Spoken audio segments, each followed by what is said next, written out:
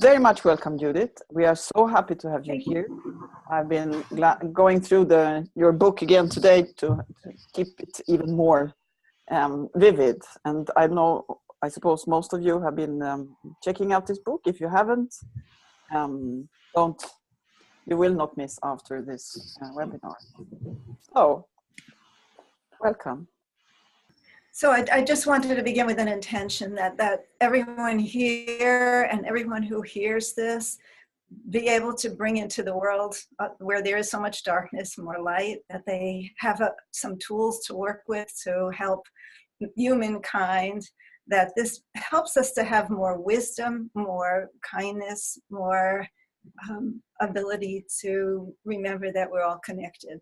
And so your beautiful work and these tools, I hope, work together to awaken in all of us that oneness, that idea that what happens to you happens to me, and we're all in this together. So I hope our intention is that we will be doing this beautiful work and it will have a lasting effect out into the world. That's my hope. I thought I have a little agenda, and then afterward you can ask lots of questions, which I bet you will. And I just thought I would tell you a little bit about the background in case you haven't read the book or the things that aren't in the book. The reason I got into this in the first place was I was at a conference with hypnotists, and there was a speaker. His name was Donald Trent Jacobs, and he was a psychologist and a EMT paramedic. And he said, he was standing on the stage and he said, if you encounter someone who has non-major arterial bleeding or non-major venous bleeding, you can say to them, stop your bleeding and save your blood, and they will stop bleeding. And my mouth dropped open and I said, could that be true? That really can't be true, or everybody would know it.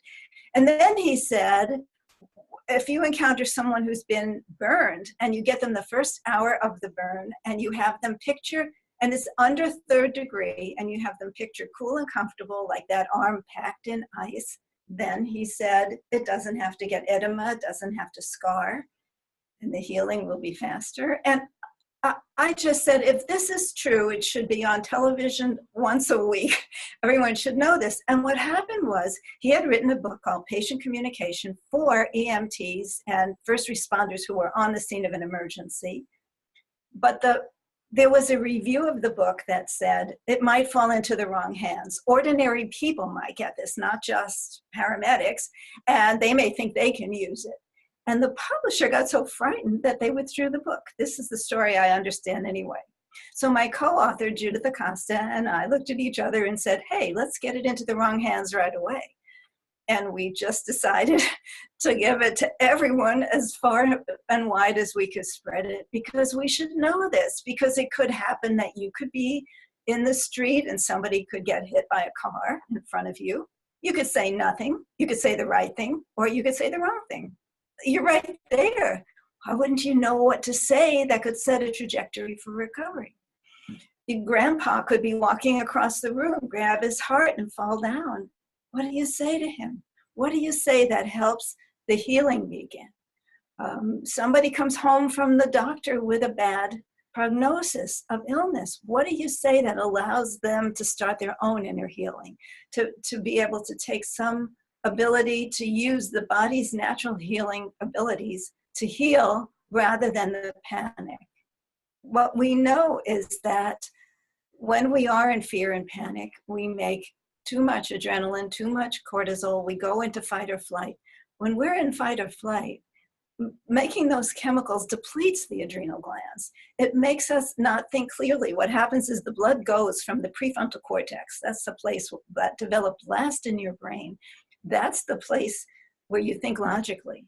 When you're shallow breathing, when you're frightened, all the blood goes to the primitive brain, and therefore you can't even think clearly. And you go into old programs about horrible things that have happened in the past, and you generalize from the past to the future. And your body can't get a grip on starting to feel better because it's in this panic.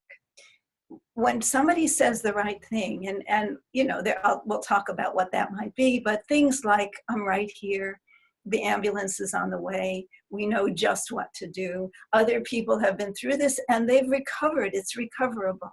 Whatever it is you say to them, then they can relax. And instead of being in what's called the sympathetic nervous system, we have two nervous systems, and the sympathetic one just looks all around the world for the dangers.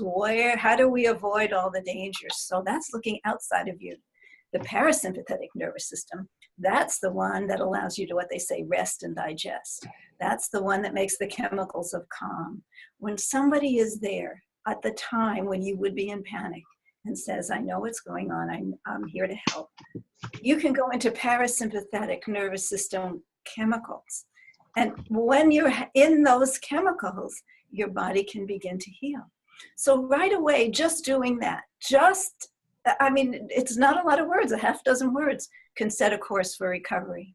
Beyond that, and the reason I love verbal first aid so much is not only does it help a person begin the healing right on the spot, but when somebody's in a terrible catastrophe, what they think is, this is the worst thing that ever happened to me. I've ruined my life. I've fallen off the roof. I've been in a gunshot. I've been whatever. And now my life is ruined. That's what they think. And they think, what am I supposed to do about this? I'm lying here. I'm beaten. I'm shot. I'm burned. What am I supposed to do? And that makes the panic. If somebody else comes and says, I'm here and I know about it, they can begin to relax. And what happens is, instead of remembering this as the worst thing that ever happened to them, they remember it as a time of rescue and maybe even a time of their own courage. Just see how the difference might be of somebody who thinks, oh my God, I've ruined my life. I'll never be able to work again or walk again or something. And a person who feels like somebody else is there, that it's being taken care of, that I'm being rescued. What happens is, when you remember it, you don't remember it as a trauma. You remember it as a time of rescue. And as I said, and maybe even a time of your own courage. I'll tell you a quick story about a firefighter who was up in Marin County, Northern California. And one night he couldn't sleep, and his mother had sent him The Worst Is Over, my book that I wrote with Judith Acosta. And he hadn't read it, but he said, I should listen to my mother because she introduced me to my wife and I'm happily married. So my mother sent me this book and I should look at it. And he opened the book and he read 3 or 4 chapters and fell asleep. The next day he was called to a car crash, and there was, the car was fairly messed up. The mother was able to get out, and a 6-year-old girl who wasn't badly injured but was injured couldn't escape because the way the door was crushed in. He said, ordinarily, I would have yelled, get the jaws of life. That's what they call it, the thing that you can pry open the door. Get the jaws of life and blah, blah, blah. He said, but I remembered verbal first aid. And so I reached in where I could by the window and I touched her knee and I said, I'm a daddy and I have a little girl just like you. And I'm going to take care of you as if you were my little girl. He said, everything got quiet. She stopped crying. The rescue went beautifully. So he called me to tell me that, thinking that was it. And I said, no, don't you see? When she remembers this, you change the future. When she remembers this terrible car crash in which she was terribly frightened, she'll also remember the rescue. She'll remember she was patient while you were able to get her out. The whole thing is changed. And what did he say? 8 words, 10 words? Makes all the difference. So when we know this, when we encounter someone in trouble, children, adults, and you know that adults immediately infantilize. They go right back to being children when they're frightened and hurt. And of course we all do, because we don't know what we're supposed to do in this situation. We don't have a program for it. We can't just, like, what do you do when you fall off the roof? There's nothing, no program. So you think, I'm helpless. And then when there's somebody says something that gives us hope, it changes everything. So I personally am so in love with this. I go wherever I can to talk about it.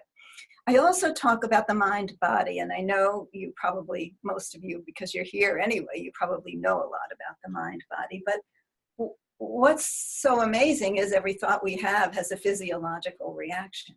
So, for example, and I always do this when I'm giving a talk, you wake up from a nightmare and you look around and you're in your bedroom, which maybe that's where you'd like to be right now. But anyway, you're not nice and comfortable in your bed, but you wake up and your palms are sweaty and your heart is beating and your throat is dry. And you know that there's no tiger chasing you, no bad guy, no danger. So do you roll over and go back to sleep? You don't. You get up, you check the lock on the door, you go to the bathroom, you have a drink of water. 20 minutes worth of cascade of adrenaline and fear chemicals go through your body, and they have to be finished before you can go back to sleep. And that's the way it is, because every thought has a physiological reaction. If you said to me, you know, you had a big spot on your cheek while you were talking, I'd be embarrassed and my cheeks would fill with blood and I'd blush. Even blushing and embarrassment is an emotion that has a physiological reaction. So it's true all the time. Whatever we're thinking, our bodies are playing out. So words have an effect. Words and the images that we carry in our minds have an effect on our physical being, and everything from heart rate to pulse rate to breathing to muscle vibration, everything in your body, your nerves, everything responds to your thoughts. So here we are with this amazing tool. Rudyard Kipling said, words are the most powerful medicine used by, he said, mankind, we mean people kind. Words are medicine, and they can affect us. And they're tools that we all have. You don't have to give somebody a shot. You don't have to know how to do a tourniquet. What you have to know is just that even your very presence is going to be part of the recovery. And you, especially people who work with with this group, who are working so beautifully with this group, you are empowered. You are given the opportunity to do this. So how great is that? So that was my first thing. Then the other thing that I wanted to say, and I will get to it, I have a lot of stories to tell, and they're all good. And I have two tools that I want to give you. And one is presence, and the other is the protocol, how to speak. And so those are two things that how to give therapeutic suggestions. I also have lists of, quote, magic words, which are nice to know too. So I have a lot to offer you things. And do we still have questions already?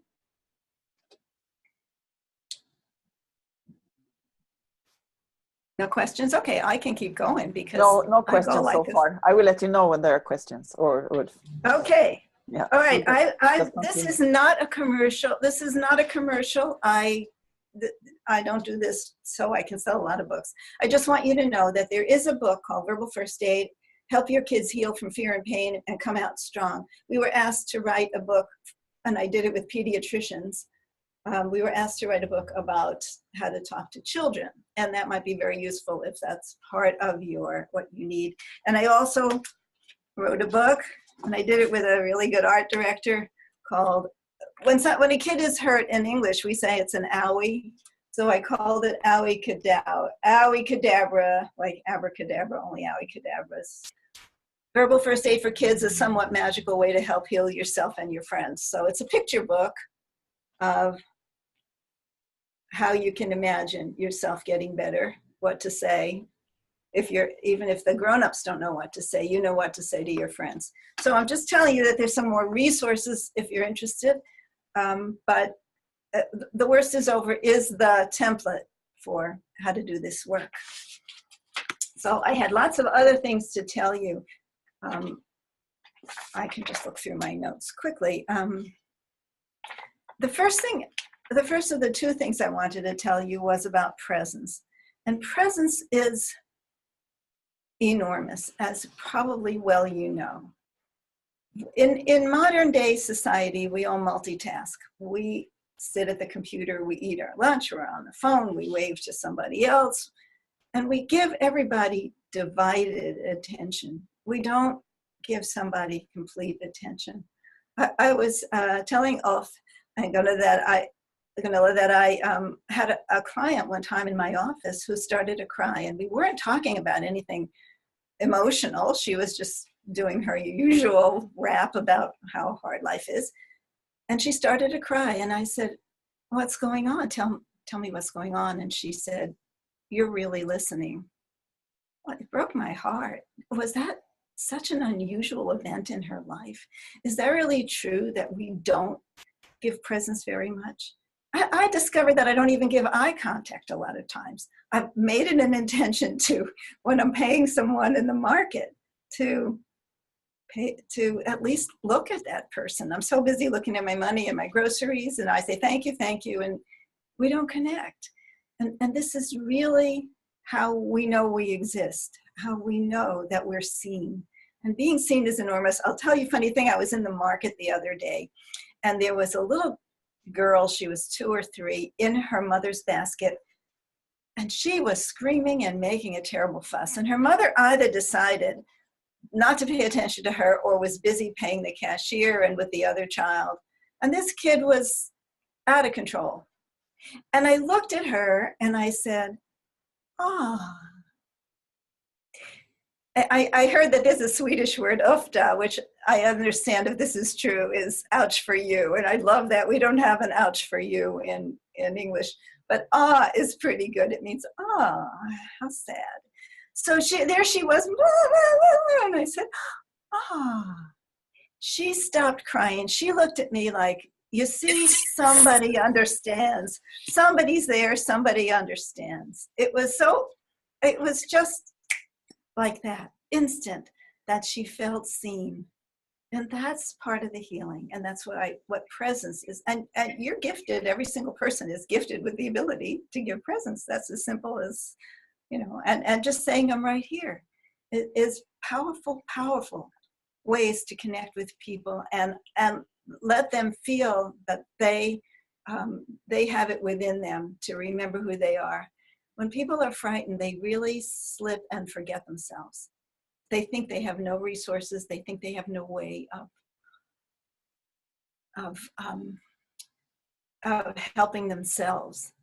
And when you say, I'm right here, or I see you, or take my hand, things change. Things change immediately. It's so powerful because that allows them to reflect their own light that they've forgotten. They're lost in the darkness, and you bring their own light to them just by reflecting it back. You don't even have to say wonderful things. You don't even have to say you're going to be all right. And I really always want to tell the truth. Oh, here's a story I wanted to tell you. Dan wrote me and asked me a question about, do you have to tell the truth if you're saying, I know a guy who, and you want to tell them that they'll recover because somebody else recovered. But what if you don't know a guy who recovered from the same kind of injury? Should you lie? And I said, no, never lie, in my estimation, because you want the person to completely believe you with everything that you say. You are there to help them. If you're not trustworthy, you lose credibility, and credibility is one of your magic powers. So I remembered, and I wrote this to him. I remembered that I had a friend who was part of the Michigan State Police, and he loved verbal first aid, and he trained all of the new recruits in verbal first aid. And one day he wrote me this letter, which was so important about how you tell the truth and what do you say. I have it, don't go away. It's right here.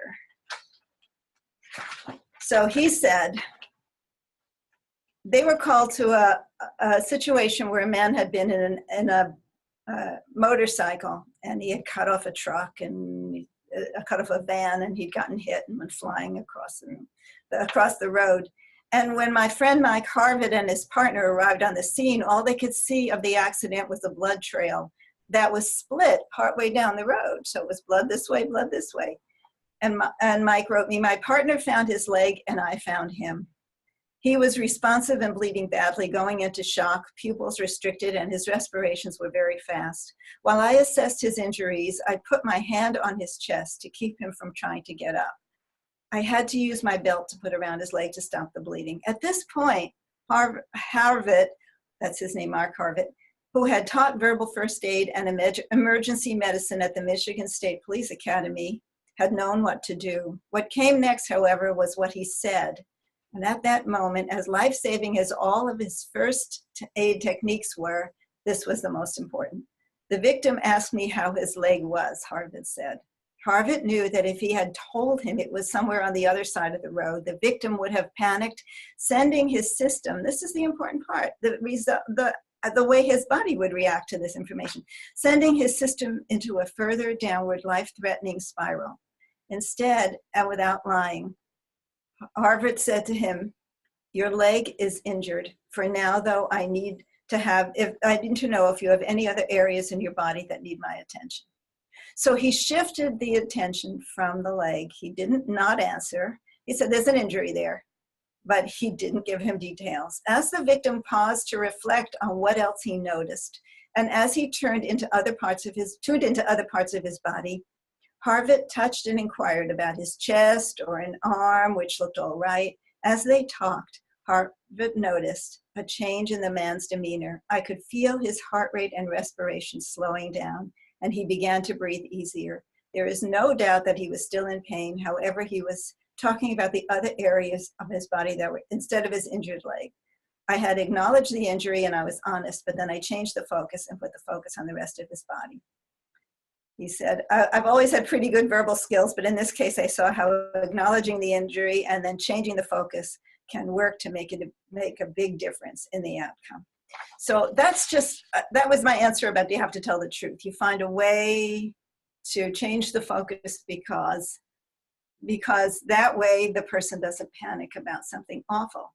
The other thing that I told Dan in the letter, they didn't tell Dan in the letter, but it's funny. He said, well, what if the person wants to go back? He's angry and he wants to go back and focus on his leg. I think, first of all, that people, especially if they're in serious condition, are in an altered state. I forgot to tell you that, but they're in a trance. And so you, as the authority figure, whatever you suggest, which is why your words are so powerful. This is the horrible truth. Your words are really, really powerful because they're suggestions, hypnotic suggestions. So if you say, boy, did you mess yourself up? That's a suggestion. But if you say, we know what to do, the hospitals, they have such good techniques now. That's a suggestion too. So generally, rather than fighting you, if you say to them, tell me if your arm feels okay, if the leg is severed, they will follow your suggestion. My arm, oh, okay, yeah, actually my arm feels okay. And that makes them feel like they're not completely broken up too, when you change focus to something that's all right. So you do that.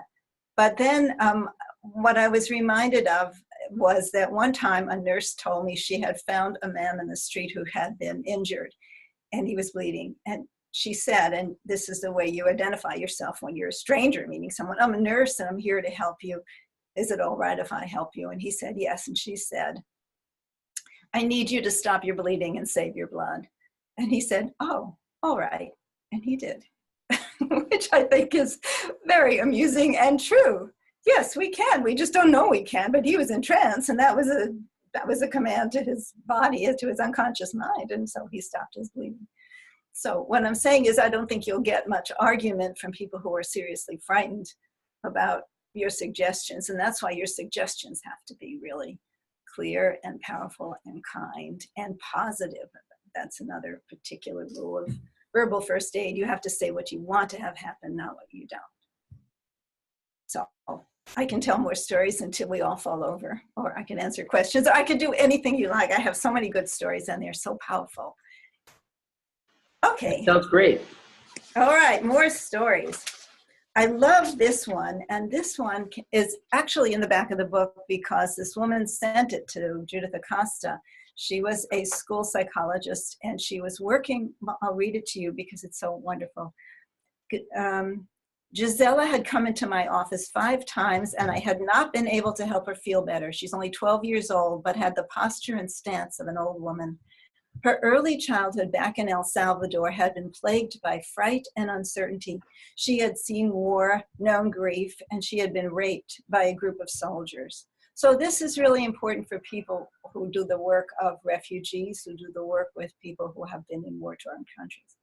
When she arrived at her new school in Washington, D.C., her teacher recommended that she be taken to a doctor as she complained of leg pains, and sometimes she stayed in her classroom during recess so she could sit quietly rubbing her legs. The doctors found nothing wrong with her legs. In fact, it was found that she was in remarkably good health for the ordeal she had lived through only a few months earlier. What does that tell you? It tells you a lot of it is emotional, and why wouldn't it be? My God. During my time with her, this woman writes, on her 6th visit, she casually told me that her oldest brother had been tortured in front of her and that a soldier had fractured his leg with the butt of his rifle. I immediately suspected the pain in her legs had to do with the incident. Later, I asked her about the time she had been raped, but she clammed up as usual. Feeling ineffective in front of this damaged child, I let my intuition take me, and I asked if she liked biology class. This is very brilliant, but it's to let you know that if you can use an image, any kind of image that would connect with the person, sometimes you can change how they're holding the thought. So she said, I asked if she liked her biology class. She nodded. I asked her if she knew if she knew we were made of many, many cells of different kinds. She nodded, and I let her chin sink into her chest. I let her stay in silence, and while I spoke to her in a whisper, you know, Gisela, I said to her, cells are continually renewing themselves. Older cells die, and new cells are born to take their place. Our skin cells fall away all day long. When we shower, when we sleep and are brushed by our sheets, when we get dressed, all of our cells are rejuvenated regularly. Think of this, she said to the little girl. All of the cells that were in your body when those men took you, they have died to let other new cells take over. You have no cells left that were touched by them. All of your cells are new and don't know what happened to the others. Oh, is that powerful? Gisela lifted her head and looked at her arms and legs. She felt the skin on her neck. She didn't say anything, but I knew a change had taken place. That day, she did not limp when she left my office. She looked back at me and smiled. The following day, her teacher called me to tell me that Gisela had joined the others during recess, that she no longer complained of leg pains, and that she smiled frequently. To me, this was confirmation that the right words at the right time can perform miracles. So this is, in a sense, a healing after the event. A lot of times when I'm talking verbal first aid, it's at the event and stop your bleeding. But this is one of those where you encounter a child who's been through something horrible, and you reframe it. You find another way for them to look at it instead of holding it the way that was harming them so much. And she used, and this is another important tool, she used what the child understood. She didn't say, you know, something about machines and this is the way machines work. She said, do you like biology class? And so there she was, right in the child's world. And she opened up a new avenue for looking at what had happened to her. So I love it when that happens, because that's a more sophisticated thing than following the protocol. But the protocol invites you, whenever you find that it suits the situation, it invites you to use your imagination. And we can talk more about guided imagery and how important that can be in helping people. I had here's another interesting story, and this is about medicine. You know, I think medicine's great. My husband was very ill not too long ago, and if it hadn't been for antibiotics, I don't even want to think, I won't even say, but it was major. So here I am, I'm a kind of person who says, I'm not going to the doctor, I'll just think myself well. But he couldn't, and he needed the doctor. And so I'm not saying doctors aren't important and wonderful, they are. But we can't always go back to medicine. Sometimes there are other ways to help, and verbal first aid offers some of them. I gave a talk at one of the hospitals here. I think it was Glendale Memorial. It was one of the hospitals in California. And at the end of my talk, one of the physicians came up to me and he said, now I understand what happened upstairs. And I said, what happened upstairs? And he said, just this morning, we had an elderly gentleman who we were about to discharge. He wasn't well, but he was doing better, and we were about to discharge him from the hospital. And this morning, when we checked his vitals, they were all awry. Everything was up, and we didn't know what to do with him. And he said, I said, and he said, and I just realized listening to your talk that the woman from the social worker came and talked to him about hospice. And I said, does he need hospice? And the doctor said, no, she was just giving him options for down the road. And I said, it's likely that what happened was he thought she was saying now, and he was thinking, if I'm going to die, I might as well die right away. I don't want to linger, so I don't need hospice. And his whole body just gave up. And he said, I'm going upstairs and telling him he doesn't need hospice. And that was so true. But when they were looking at him this morning, all they kept saying was, what kind of medication should we give him to regulate his heart again? What kind of medication should we give him for this and this and this? And really, it might just be the thoughts in his mind. The thoughts in our mind are so powerful that they shift our body. And this was a really strong example where a doctor understood that. So yay for that. Do I have some questions? No questions. Oh, you guys are enjoying this. Somebody has a sound on again. Can you turn your sounds off, please? Because you're crunching my head. Thank you. I have another story that's kind of miraculous too. Do you hear that, Gunnar? Yeah, there's somebody who has some very noisy sound on. I mean, somewhere there's something bouncing. If you please check your mic, they're off. Thank you. Okay, thanks. I just didn't want to shout over it. So this is another one that I think is near miraculous. This woman who is she's a psychologist for the fire department in Tucson, Arizona.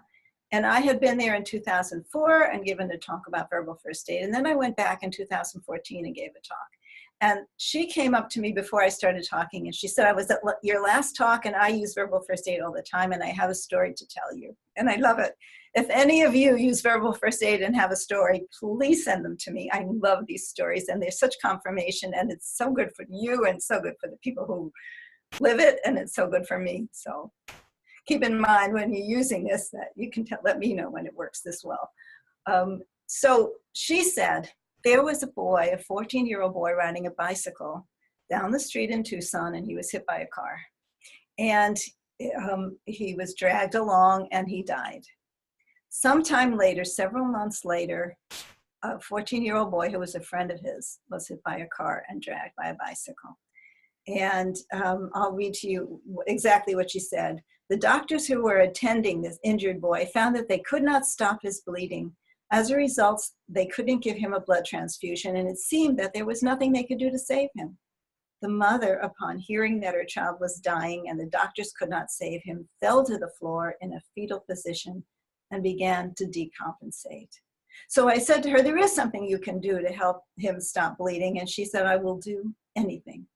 I told her, there is research on a protocol called verbal first aid. I was trained in it by Dr. Judith Prager, and I can show you how to do it to help him stop bleeding. We went into the ICU and we talked to her son and we said, the worst is over, let your body begin to heal itself. Rest and relax, let the doctors and nurses do what they need to do, and you can stop bleeding now. And this is what she added to him. Captain Goldberg at the fire department wants to have you come down to the fire station as soon as you're feeling better so he can show you the fire engines. 2 hours later, the doctor came out and said, I don't know what happened, but he stopped bleeding. Things had turned around. The doctor insisted, however, that the boy's recovery was going to be long, about 6 months. But 3 weeks later, the boy was out of the hospital in the fire station, having a tour of the station and looking at the fire engines. The mother tells this story all the time and calls it a miracle. It feels like a miracle. What a wonderful gift it is. And then I just wrote up my little interpretation about it. It's clear that the boy's fear as a result of his friend's death had sent his heart racing, pumping the blood that caused the loss that threatened his life. When Dr. Dowdell offered him a different picture, the reassurance allowed his mind and body to begin to respond. I'm sorry, go away. I meant to turn that off. Okay. When Dr. Dowdell offered him a different picture, the reassurance allowed his mind and body to begin to respond to another set of images. revolving around healing and rescue. And the future pacing is great. This is, if we think things are going to get worse all the time. I hurt myself and now it's going to be worse and I won't be able to work and I won't be able to do this and dance anymore. That's where we go. It's the trajectory, it's the vision. If we have a vision, that's why we sometimes say, I know a guy who broke his arm and he's playing tennis already today and it was only 6 months. And oh, well, if he was doing it, I can do it. And that's how you get there. You get there by future pacing. So this future pacing, imagining visiting Captain Goldberg and the firefighters, provided him with a trajectory and a reason for recovery. With nothing more than words, they were able to turn a potential tragedy around and save a life. So to me, it doesn't matter how many stories, I could tell you stories, and every one of them could take your breath away, take my breath away, but also they just illustrate how powerful it is. What we're thinking affects our recovery, our health, our spirit, because the spirit is part of it that's involved in the post-traumatic stress. You can still get better and never be free of it, never know. I had a client come to me, I just remember this as I'm talking. I had a client come to me, he had back surgery. And the doctor had told him that, we don't know how successful this back surgery is going to be. You may never be able to walk. We'll just do the best we can, which is, doctors are not supposed to say that, but that's what his doctor said. And he underwent the back surgery. In the middle of this 6-hour surgery, and there were about 50 people waiting for Jim in the waiting room, the doctor came out and said, I don't know, this is really difficult. I just don't know if I can do it. And these 50 people were going to get back in there and fix Jim. So he went back, he used finer tools. He actually made it so that Jim could walk. But Jim was depressed after the surgery. He was depressed. And there he was walking. And the reason, and I hypnotized him just to find out, but this is the power of words and images. He remembered while he was unconscious, the doctor saying, I can't do this. I'm not able to do this. And that was the point at which was the most dramatic point. And we always remember the negatives. Unfortunately, it's called the negativity bias. It takes 10 positives to outdo a negative. It's just the way we are. We always remember the worst thing anybody said. You can have reviews of what you did, 100 people saying how wonderful it is. If one person said, you know, she wasn't really great, that's the one that sticks in your craw. So the thing that got to him was that this doctor gave up.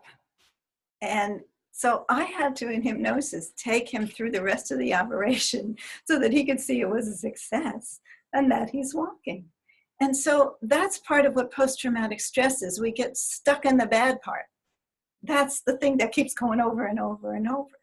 If there's a way that we can unhook that post-traumatic stress, which is what that woman did with Gisela, she unhooked it. Instead of saying always, you know, the broken leg of your brother is your broken leg and the rape is always in you. She said, no, it's not. It was your brother's leg and it's not in you anymore.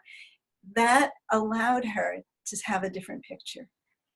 So but it's all in words. You can see that it's all in the words. I don't mean to say that words are the only important things, but we have words at our command. So if we say the right thing, we make such a difference. Yeah, we have a couple of questions. I'll just throw them in. There is a message from Lena, who is here. She just wants to say that when I've been sending some mails to her, and she said that she realized the power of words when she got the message, the worst is over, after she had been given a message from her doctor about a cancer treatment. So she was given the words, the worst is over, and that night she slept completely well, better than ever. And that was quite an experience, and which is why she's here listening to the webinar now, because it really struck her as amazing, the power of that. Also, some people are, getting really curious about the protocol and the magic words. And also Dawn has a question. So is it okay if we allow Dawn to just pop in with this question and then we move on?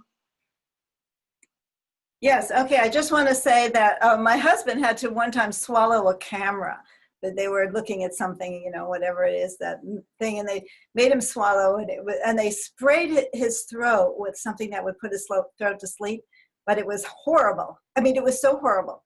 And then the nurse said to him, I have two things to tell you. First, that was the worst part, and it's over. And then, you know, in the second part, and it made so much difference to him to realize that he'd already tackled the worst, and now he was moving on. So yes, I so much agree, and thank you for reminding me about that. Okay, and so Don wants to ask the question. Hello, Judith. I'm most Hello. grateful. Hello, I'm most grateful to get to speak to you, and thank you for your answers to my mail. Thank you. You're welcome. You're welcome. Yes, I had this question. I have thought about what to say to a person who's got into this freezing mode, and it's not easy to get in contact with.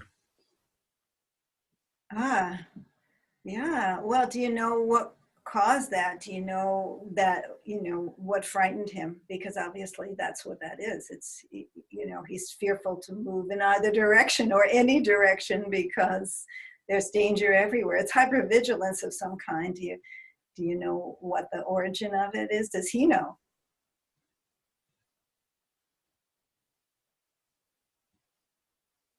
Yes. Yes, he does. Is there a way that you could reconfigure it, reposition it, that he can see it differently, that he can step outside of it and take a look at it and see it differently? Or even imagine how it would be if it had been different? Because the brain apparently doesn't know the difference between imagination and reality, which is why it's unfortunate in elections that people don't care whether it's the truth or not. But the point here is that what we imagine seems as real to us as what actually happened. So if you can get him to imagine a different outcome, say, I'd like you to imagine that you had some magic power, or that someone came and rescued you, or that it changed from that. How would that feel? Feel where you feel it in your body when you're frightened, and then feel what it feels like when somebody rescues you. It's very interesting that you can actually notice how you feel different when you imagine that. And sometimes, I mean, perhaps the person was abused, and maybe he can, I know that I don't do this, but some hypnotherapists actually have them tie the abuser up in a tree and keep them away from them. Some way that his imagination or her imagination, your client, your friend, some way that they could envision what happened in a new way and say, this is just a game. I mean, if they're frightened, then don't make it as serious, like we have to do this to heal you. Just say, just as a game, because I'm curious. Where would you feel it differently if it happened differently? How would you, if you were making the movie of it, what would it look like? If you got to write a different ending, what would it look like? And you just do it as lightly as you can, but Yes. keep feeding back as he does it. Well, yeah, so the hero comes, but still, and then you say, but then what happens next? What powers does a hero have? Or what powers do you suddenly have? And you just do it just gradually, just for fun. You don't make him feel like this is ultimate, because he's very delicate. But you just say, I just want to play this game with you and imagine. I bet you have a good imagination. It seems like your mind is very strong and is wholly very strong to this. Let's see if we can use your powerful mind to just imagine something different. Thank you. Thank you very much. It was exactly the answer I was hoped for. Oh, I'm so glad. Okay, well, thank you for being in touch with me. Right. So Judith, people are really, really curious about the protocol of magic words. Protocol? Oh, the magic words. Okay. And protocol. On the protocol. Oh my goodness. The protocol. All right. Let's see how I can do it. Because I had some stuff on the PowerPoint, but I don't want to do that. I mean, it's just too much. The protocol is, it's in the book. Let me just see if I can.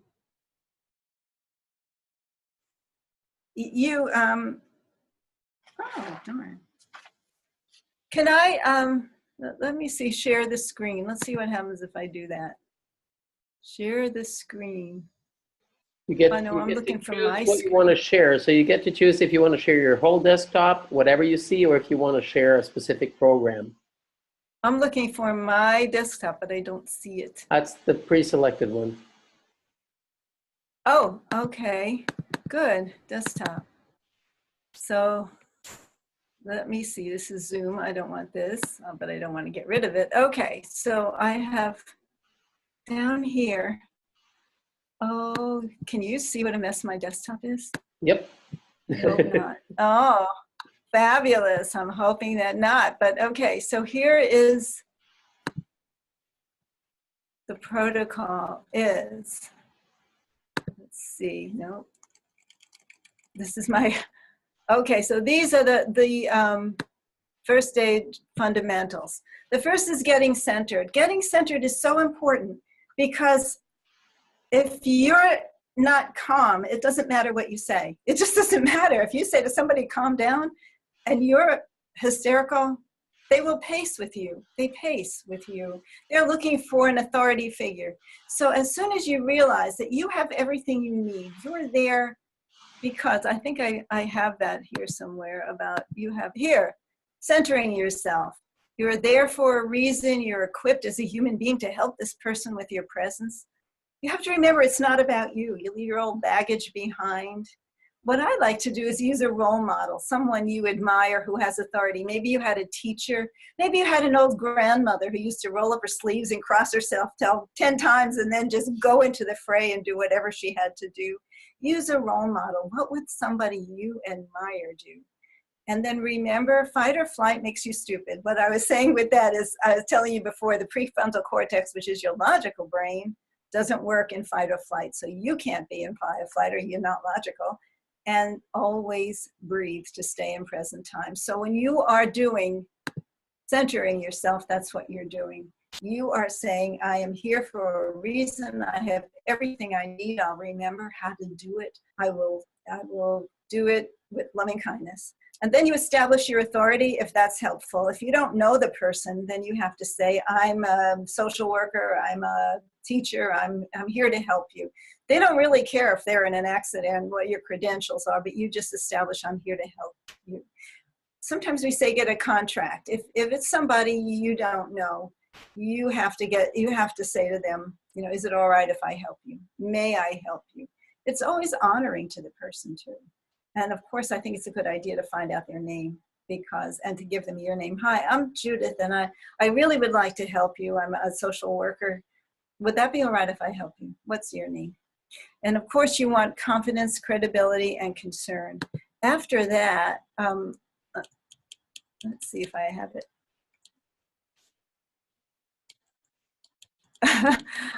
I have a nice long, there is nonverbal. There are nonverbal first ways ways to gain rapport. Rapport is the most important thing. The reason rapport is important is because then they will trust you to make the suggestions.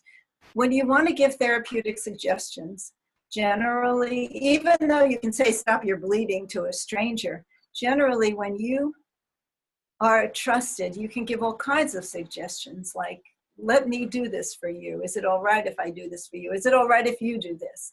The more that they trust you, which is what happens in therapy. When you're with someone in therapy, they have to feel you really care about them.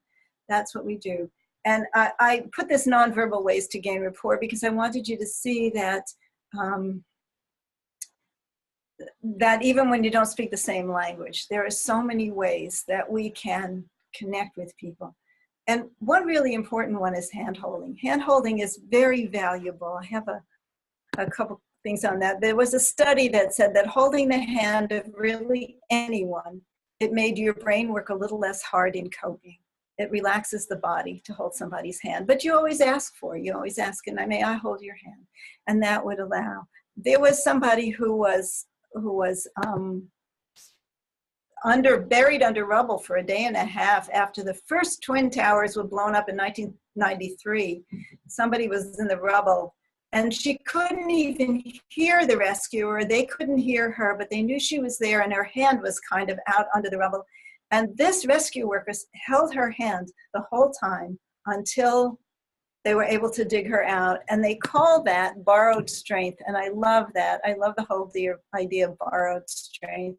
Sometimes people need it. If you got the energy, you can give it to them. Here's a nice little thing about hugs. I love the kind of hug where you can physically feel the sadness leaving your body. You can't always touch people. And I know especially it's hard for men to touch children and all of that problem.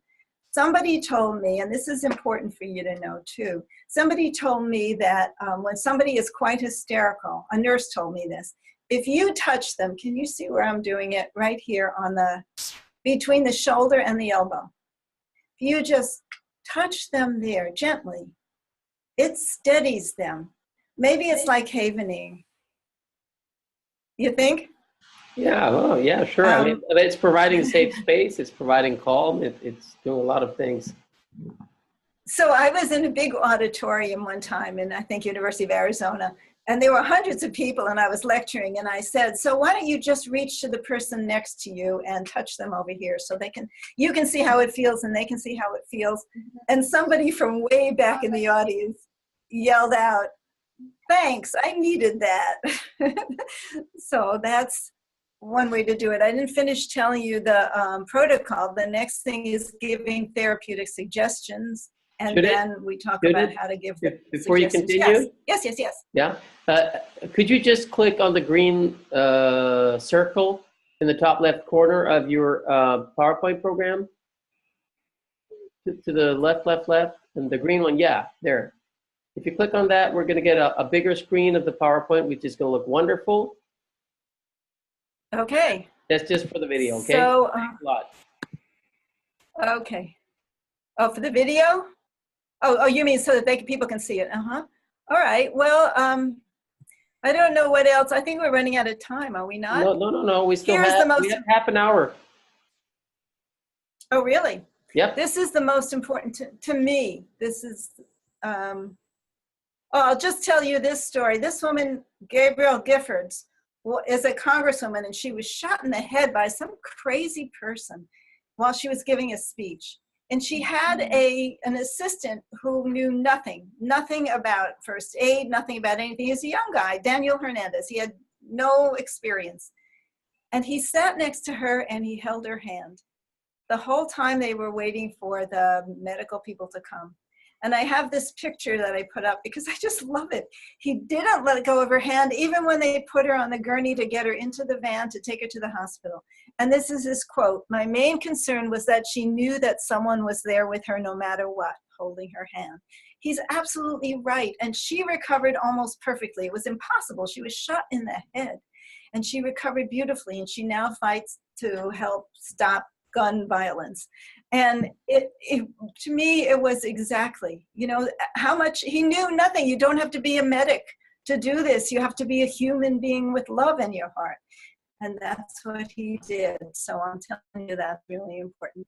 And then when I give my presentation, I always do this. Ta-da, do you see the top? Ta-da. This is how you give therapeutic suggestions. And this is what I say. Don't say don't. The reason I say don't, and this is what we do in hypnosis. We say, close your eyes and pretend that you can imagine to see any animal in the kingdom of animals, any animal except elephants. Don't think about African elephants with the big tusks and the big ears. Don't think about circus elephants and mother elephants and baby elephants. What are you thinking of? You're thinking of elephants. The reason you're thinking of elephants is in the sentence, don't think about elephants. There's nothing else to think about except elephants. So this is what we say. If you say what you don't want to have happen, they won't hear the don't, they'll only hear the elephant. If Grandpa walks across the floor and grabs his heart and falls down, and granddaughter loves him so much and she runs over and she says, Grandpa, Grandpa, don't die. What does he hear? Die. He hears die, and he was only thinking he had pain. Could I die? Is that a good thing for him to hear? So you find something to say of what you want. Grandpa, Grandpa, I'm right here. I'm calling 911. They're going to take care of you. That sort of thing. So you say that. And just to show you, this is my favorite example. I don't want to give away my whole PowerPoint because I'm going to come to Sweden and do my whole PowerPoint. But this one really makes me laugh. And that's, if a child comes to you holding their belly, if you say don't vomit, what's the next thing that happens? Okay, you may as well duck and cover, because they think vomit. I didn't think about vomit. So that's another thing to say to a child, and I really think that's funny. But the whole idea is say what you want to have happen, not what you don't. And so that's the protocol, and then there are all kinds of other things that you can do, like guided imagery, and and Be My Partner is a really big one. I think with anyone, it's very big with children, of course. Would you be my partner and hold the bandages while I clean the wound? Because that makes the victim not so much a victim as part of the recovery. It empowers them. Instead of making them feel helpless, it makes them feel helpful. It's so important, this whole Be My Partner thing, and you can do it. And doctors often want to just be the most important person in the room. But it's much better if you can say, I want you to help be part of this rescue, you yourself. And that's, I think, a really good thing. This is the thing about that quick way to give pain relief and build rapport. And that's kind of what we were talking about with what Mike Harvett did with the man whose leg was cut off. But this is just in general, when you find someone who's having some pain right away and you want to alleviate it, and for the moment, this isn't forever, this is just for the moment, and to build rapport, this is what you do. You say, and one of the words that we don't say is hurt. We try not to say hurt or pain, because when you say the word pain, it sends the brain on an errand to find out what pain is. So you say, I see that your arm needs attention. That's what you say. You don't say, I see you hurt your arm. You say, I see your arm needs attention. So I know that. Can you quickly scan the rest of your body with your mind and let me know what else needs my attention? What's so great about that is the minute that a person is thinking about a different body part, the pain is somewhat alleviated. Pain is increased by attention. So as soon as you aren't noticing that, then you can be kind of free of it. So what you do is you look and you see on this kid that his other arm is fine, that his leg is fine. So you touch his leg by his knee and you say, how is it over here?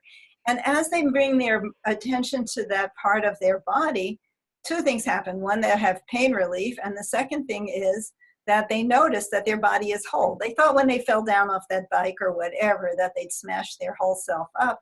And instead, now they can see that the rest of them is okay. And then you say, what's the third thing? You say, I forget, but it doesn't matter. But anyway, you're giving pain relief, because what you're saying, as soon as they're with you, they feel more comfortable. They feel happier because they have gotten some pain relief and there's somebody who knows. One of the most important things is that somebody knows. If you can turn your pain over or your fear over to someone else, as I said, the parasympathetic nervous system can kick in. Ideas, experiencias, o cómo trasladar. Y si no tengo el libro, también es un poco grueso. Ella. All right. You were promising us some magical words as well. Yes. Let me close this. How do I can't even find where I close it. Oh, here, let's see. I don't know how to close this and get out of here. Oh, you just click on stop sharing. Oh, where is that? I don't even see it. It's at the top of the screen. So you might have to bring your cursor up to the very top of the screen until it pops down. Cancel that. Just go further up to the top.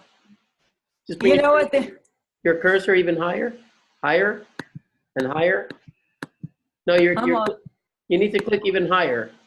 I'm at the very top. I don't know, and I can't see because it's bring it all the way to the top. Okay. Okay. I'll fix it. Oh, good. Well, she needs to press escape first to come out of the presentation. Oh, escape. Okay. Oh, good. Okay. We did it. We're good. Okay. I'm out of here. Good. Okay. Thanks, Jack. All right. So now I don't have to share it anymore. I'll just read you the magic words. And there's all different kinds of magic words. There are some that are Most of them are that we have listed are for children, but they all work for everybody. So here are some of the magic words. When we're pacing, the words are words like, aw, when I said that to that little girl, aw, or, oh, that's sad, or I see, or show me where it is. Most important to me is, I'm right here and you can relax now. If you say I'm right here and you can relax now, as I was saying, if somebody else knows, it's not your job anymore to fix yourself. You're injured, you're frightened, and you think you're supposed to do something. If somebody else says, I'm right here and you can relax now. How great is that? It doesn't even matter, like that Daniel Hernandez, he didn't know what he was doing. It makes all the difference in the world. Or I've got you now. And words for healing suggestions. These are some of the words. Allow. You can allow your arm to relax. You can allow your breathing to slow down. Or notice. Notice is one of the really great magic words. You might notice how your fingers are feeling cooler and more comfortable as I put this bandage on them. Did you notice that you're moving your arm better today than you were yesterday? It's a suggestion. Did you notice that you're feeling better when I do this? It's really a suggestion, but notice means tune in inside. Tune in inside and you'll see. I can write these up for you. I'll send them to you if you want to share. ¿Cuál es de qué? Bueno, escoge.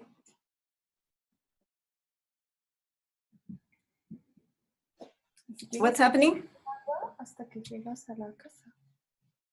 I think it's Christine Holtoys. If you just can mute your mic because we are hearing you and your friends there, please.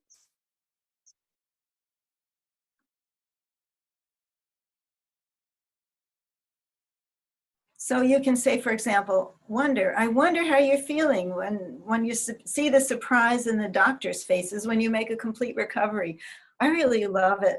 I do this a lot. I say, won't the doctor be surprised when you heal faster than they thought? I just love empowering somebody to think that they can shock their doctor by healing faster. You know, doctors are really depressed. You know why doctors are depressed?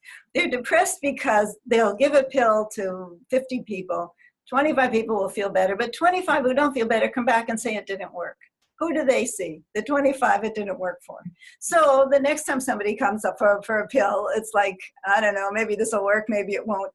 They don't have all the answers, and we walk in thinking they're going to fix us, and they don't always.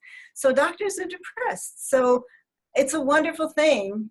It makes a person feel really strong, and I think their body starts healing from it to realize that you can, your own inner healer can kick in, and you can perhaps by envisioning the healing, by doing the right things, surprise your doctor, because your doctor's going to be pessimistic.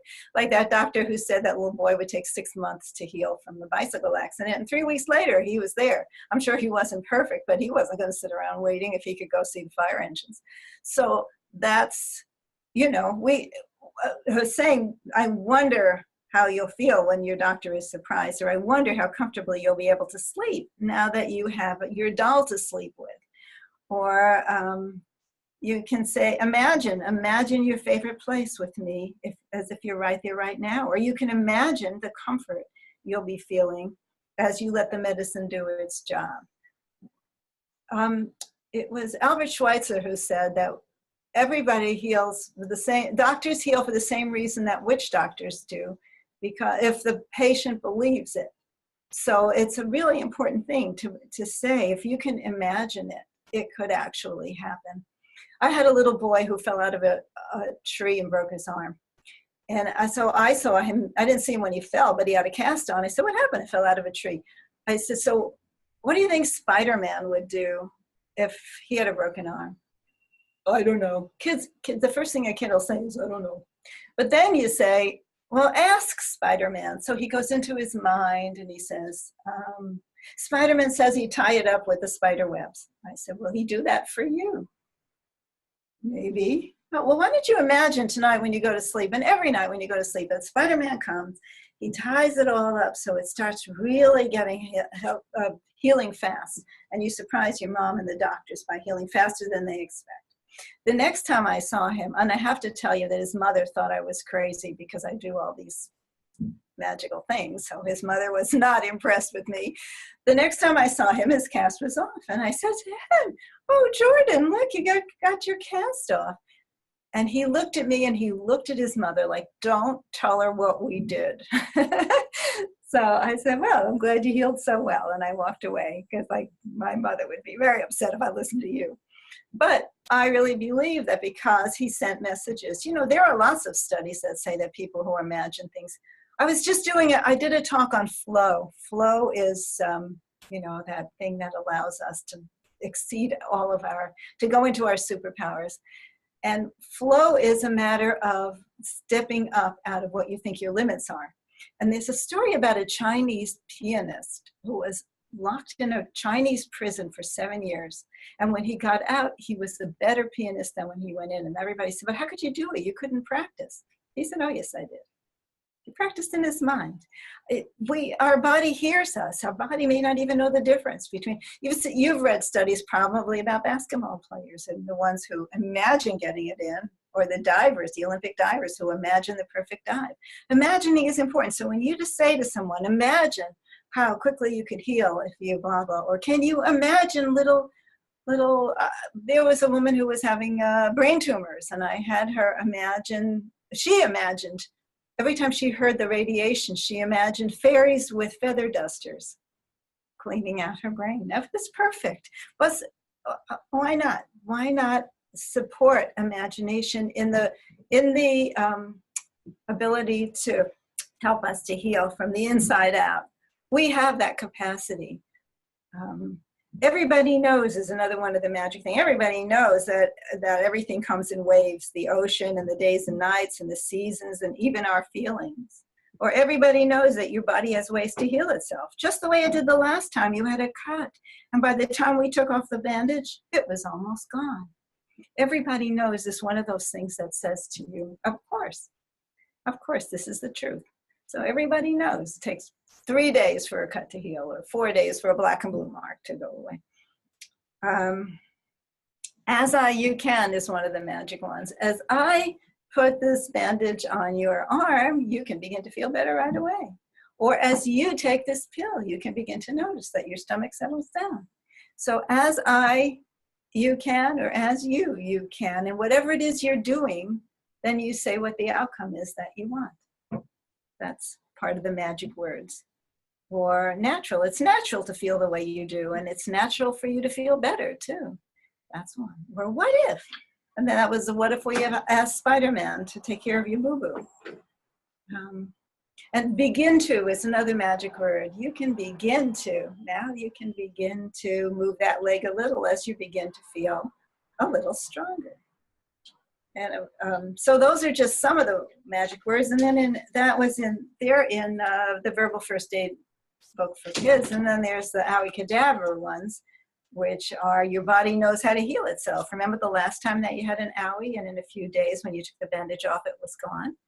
How would your favorite superhero or character fix it? Can you pretend that? Picture a faucet and turn off the bleeding when I count to 5. Imagine telling your friends how brave you were. That's a good one, telling your friends. Imagine telling someone else how quickly you recovered.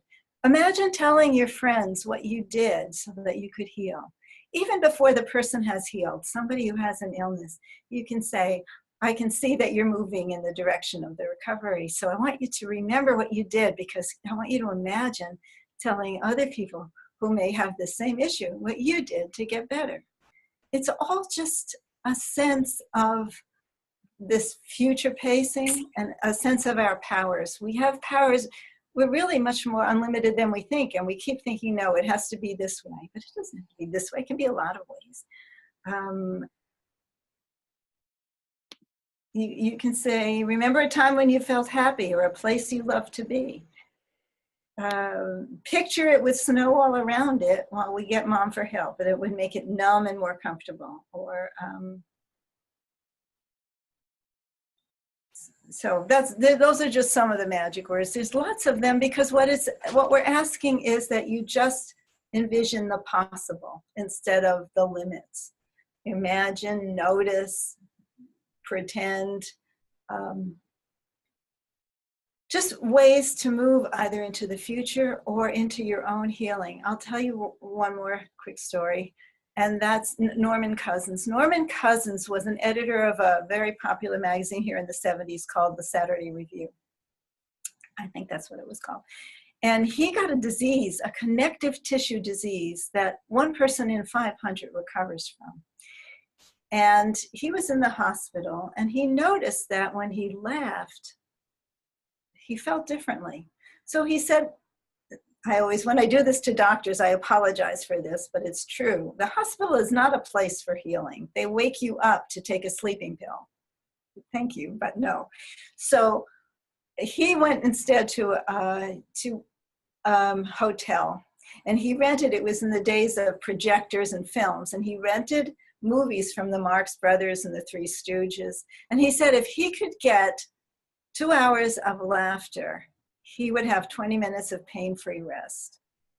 And he did that for days and days and had some vitamin C therapy. He did it with his doctor, and he was the 1 in 500 who recovered. And he said, you know, the medical textbooks talk about all your systems, your nervous system and your digestive system and your respiratory system and your circulatory system, but they don't talk about the 2 most important systems that you have. And one of them is the healing system. The reason you even get a fever when you have an infection is because heating up the white blood cells allow the white blood cells to try and counteract the invader. That's your body's trying to heal itself. You have a healing system. Your cuts heal themselves. Your bones, there isn't a doctor in the world that can knit your bones together. A doctor, he's hammering upstairs. There's a doctor who, there's no doctors who can knit your bones together. Your body knits your bones together. So the healing system, which you have, is your other system they don't talk about. And the other one is the belief system. And the belief system runs the healing system. If you think you're not going to get well, there's a good chance you're not going to get well. But if you believe that if you really believe, and you're not just mouthing the words, if you really believe that there are certain ways that you can start recovering, then that's part of the healing. That engages the healing system. So that's what he said, and I happen to agree with him that that's a way of, and that's what one of the things verbal first aid can do. So I've told you about verbal first aid in emergencies. I've told you about verbal first aid to help prevent post-traumatic stress. I've told you some of the magic words. I've told you the protocol, which involves centering yourself and gaining rapport. There's a lot more I can talk about how to gain rapport, and about then giving therapeutic suggestions. And there are direct suggestions and indirect suggestions, all that's in the book. And then just using the imagination, which is just the icing on the cake. You can be literal. You can say, stop your bleeding and save your blood. You can say, breathe, which is tremendously important. It's so funny, people make a joke of it when somebody says, oh, come on, just breathe. Breathing is gigantic. Breathing, as I said, brings the blood from the survival brain, which is just trying to duck and cover or freeze or hide, to the prefrontal cortex, where we can figure it out. And the funny thing that happens is when you shallow breathe because you're panicked, your prefrontal cortex goes, oh, there's something wrong. We're shallow breathing, and your prefrontal cortex panics, and you shallow breathe more. And you wind up being on a gerbil wheel of shallow breathing. But taking a deep breath does several things. First of all, it brings the blood from the base of your lungs, where it's most oxygen rich, up to your brain. But it also brings you into present time. Instead of thinking of all the bad things that ever happened that this might be, instead of thinking of how you've ruined your future, this allows you to be right here. And that's important not just for the patient, but for the rescuer. As I was saying, if you're going to center yourself, you have to be here and present and not frightened and not saying, oh, I didn't do the right thing last time, I'll probably do the wrong thing this time. That's not what you're doing. You're saying, I'm here. I have something to offer. I'm a human being, and they need a human being here right now holding their hand, and I can do that. So that's part of it. So I take a breath. I remember what my grandmother or my mentor or my teacher or my best friend always says. I do that, and suddenly there's peace. There's peace the way there was when that firefighter reached in and touched that little girl and said, I'll take care of you the way I take care of my little girl. That's how you do it. It's not, it's gigantic in its effect and it's small in its effort. It's just a blessing. So I'm winding down to say to you, I'm so glad that you came. I'm so glad that you want to know this. I'm thrilled to meet you all. I hope I'll meet some of you in person. And I just want to let you know that you are empowered. I'm deputizing all of you to use some verbal first aid out in the world. Verbal first aid, by the way, this is crazy, but verbal first aid is trademarked. And I noticed that somebody put up a verbal first aid website and I had to write her and say, no, sorry, it's trademarked. But you can still go out and use it, and you can even share it with all your friends. So I didn't mean you can't. It's part of a program that we do, and I want the whole protocol, not just the name. So I just want to thank you for your attention. Please write me if you. Judith? Yes, say something.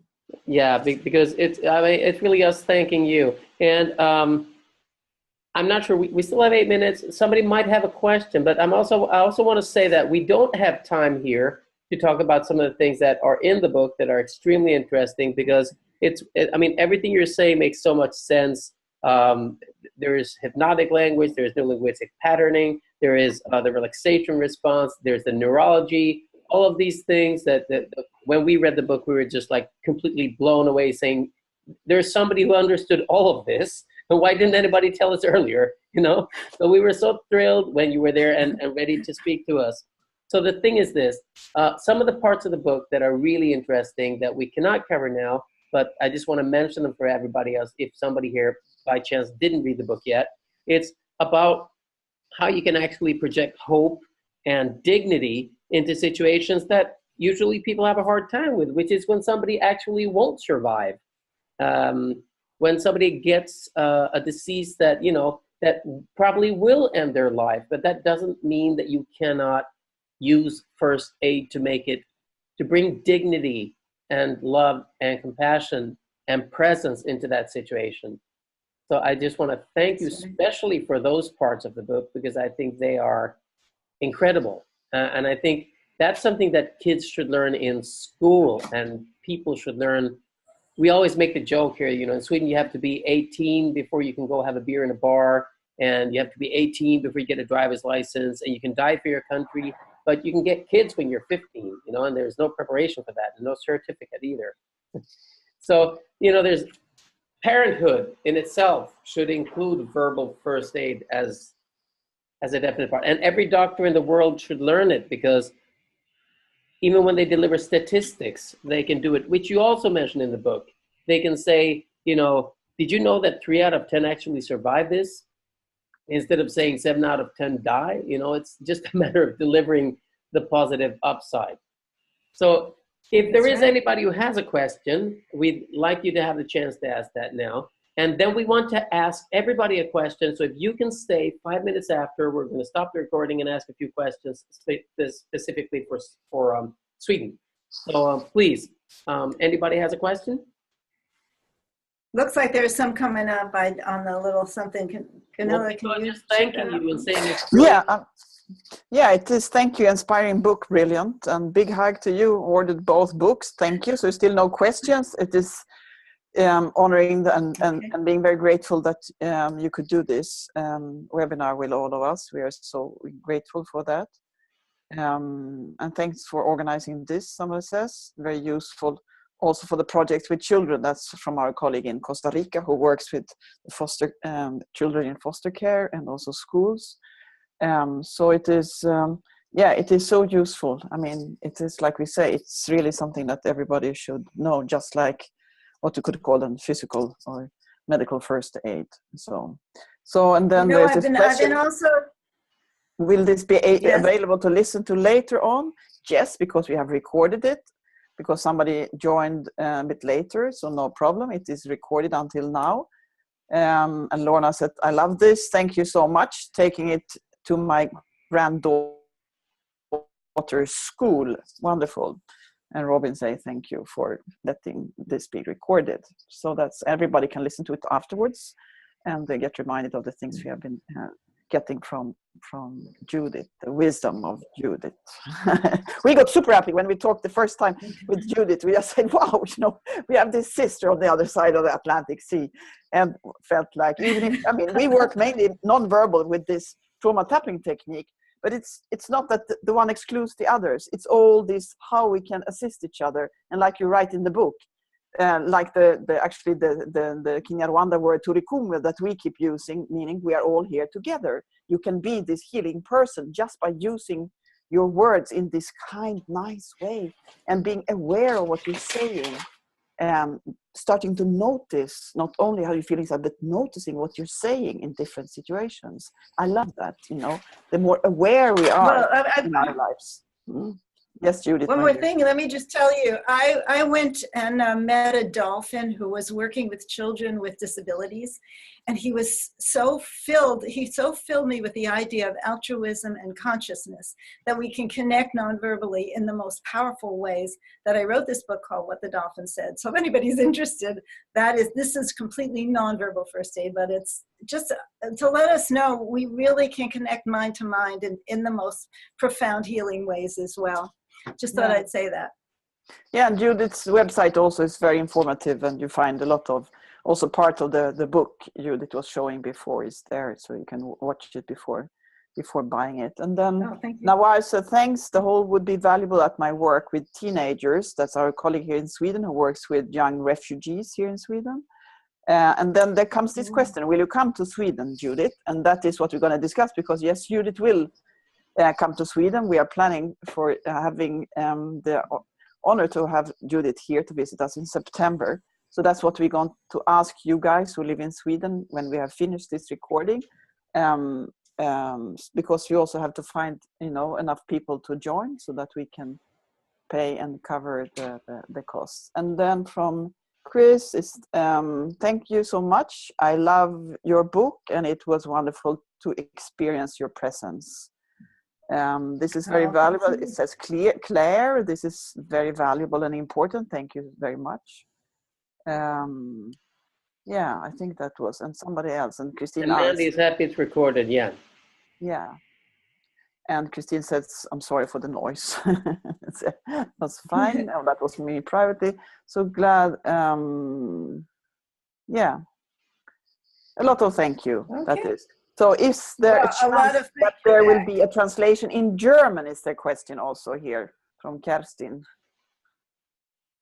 Is there a translation in German? Is it translated to other languages, Judith, your books? Oh, the book? No, it's in Dutch, I think. In Dutch or German? There is a book. Wow. Dutch or German? Wait, hold on. I'm going to go get it. I know we're at the end, and I love you all. Let me go get that book. I'll be right back. Wait, Judith. Okay. All right. So, everybody, I really enjoyed this a lot. I think it's fantastic. I'd really like to hear if anybody here has any other reflection or point of view, because I think that this, when it comes to training first responders, when it comes to doctors, when it comes to teachers, I think everybody should know it. Yeah. There you go. What language is this? Yeah, that's Dutch. That's for Christine. She speaks Dutch. It's not German. Right, it got translated. Right. Yeah. Yeah, so that's interesting. And so somebody took that initiative. Isn't it, Christine? This is for you, especially in Dutch. Mm. Yeah, here you go. Yeah. Yeah, so, and Lynn says, this has been so helpful, so much appreciation. For this work and the power we have to heal ourselves and one another with love. Judith? Yes. You know what I would like to see? I would like what would you like to see? I would like to see a dictionary that translates the magical phrases to 15 languages. All right, you find somebody who does that. No, we'll do it. Yeah, we will. We will. We'll do it. We just did a smartphone app. It will be in 16 languages. We have the different people who can do it. We know that. Would you be interested? All right, well, you know what? Of course, of course. I mean, this information is so important. We want to get it out, of course. I will send you the list of everything. And I found somebody else had done something on the web, and maybe you can ask her too, because she had some good suggestions. I don't ever take credit for other people's work, so I can't say I did those, but I don't know. But anyway, you can use all of mine, all of ours. And some of them are the techniques, as you can are the hypnotic techniques. There's some of those too. I'll put it all together for you in a little while. Beautiful. So there's we a should map finish coming here up. because some people have to finish because now it's like 00 and then 1 minute past. So we say thank you to all of you, and we could ask if you guys who live in Sweden, if you want just to stay after, and we will just have some questions regarding the visit of Judith to Sweden. Yeah, little So- secret so much- Swedish powwow. Yeah. So And thank you so much, the rest of you. let's thank all you. wave. Thank you, thank you. Yeah, thank you. And let's wave and say bye-bye to Judith, our hero in California. Thank you, Judith. We'll talk to you. We'll get in touch with you later, okay? Okay. Thank you so much.